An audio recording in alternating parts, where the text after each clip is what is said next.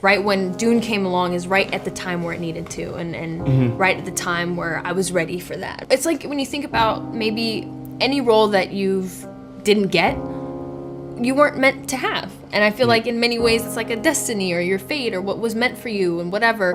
But it is, because it's like, you know, later you'll understand, you'll realize why that no happened, right? Because there was a yes that was the right thing for you and was meant for you, you know? So, I mean, I like to think that.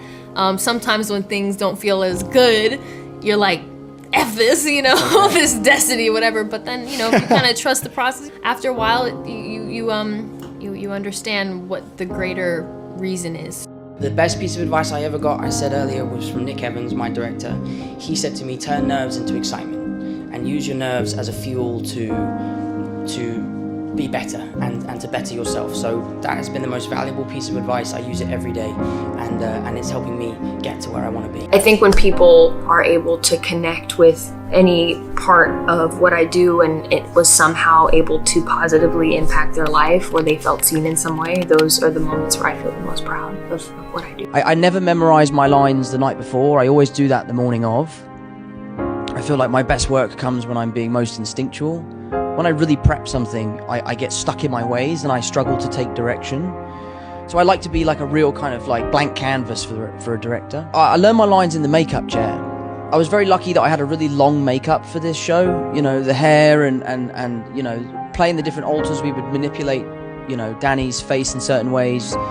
But, you know, it's something that's always come really naturally to me. I have this little method, which is there's only 3 ways in which a conversation can go. You're either telling a story, answering a question, or asking a question. So if you know your character well enough, the questions and answers should come naturally. And if you have to tell a story, then you do just have to learn your lines.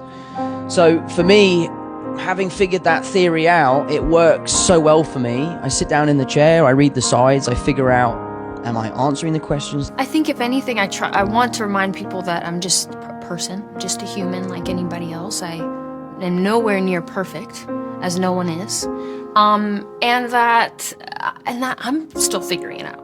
And if anything, my path looks different than yours. Yours is extraordinarily your own, and I'll never be able to do the things you can do, you know? So it's just about, I think, living in and existing wholly as whoever it is that you want to be, and knowing that I'm doing the same, and I'm trying to be, I don't know, I'm trying to be myself every day, and that it's okay. When I realized that alcohol wasn't masking my insecurity or bringing out my best self, it was actually doing the opposite, I then started to feel this freedom of like, oh, I can just be myself and I have nothing to be insecure about. That's when it started to get easier, and I started to really feel the benefit of not being kind of tied to this drink. I used to remember going to parties in LA, because at the beginning, you know, as a young kid, you try to fit into the LA world. And now that I've grown up a little bit and I know that it isn't my place to be, I don't try as hard to like go out to the LA parties and mix with celebrities that I don't know. But I used to go to these parties and be like, I can't speak to someone until I'm drunk. Like, I've got to get this going. And now that I've kicked that and I found replacements that make me feel like I'm a part of the process, without sacrificing my morning, my afternoon, my next few days, has been so liberating. We are the future. We are the future leaders of the world. We are the ones who are going to make this world a better place. Please understand the power of your voice. Please understand that you have the capacity to literally change the world. And I know that's a lot of pressure, and trust me, I feel it too. Do not let other people's, I guess you could say, insecurities, not let that cause fear and allow that to silence you. Never allow that fear to silence you. Continue to be outspoken. Only do it if you love it. And other than that, when you get into this industry, read all your contracts. That's what I would say. The technique that he told me was this kind of thing that he's able to do with his diaphragm, which is almost like laughing. I'm probably giving away his secrets here. He's talented, it's great. Yeah, no, listen, I'm helping, yeah, right. Keep going, keep Benedict going. will love this. We need this for the video. But yeah, he sort of does this thing where he showed me on set and we were just hanging out, having a coffee. And, you know, people probably look past us like, is Benedict crying at the coffee station? But he would do this thing where he would kind of simulate laughing and he would breathe really, really quickly.